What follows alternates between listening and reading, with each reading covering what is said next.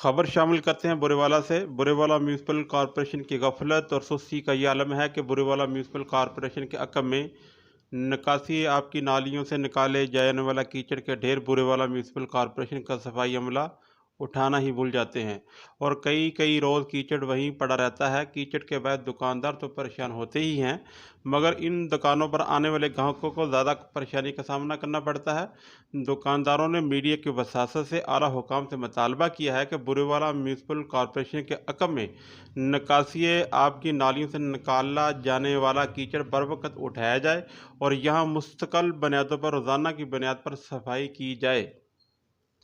जी नाज़रीन, अगर आपने हमारा YouTube channel UNP news subscribe नहीं किया तो उसे सब्सक्राइब करें, बेल आइकन पर क्लिक करें ताकि हमारी नई आने वाली वीडियो बआसानी आप तक पहुंच सके।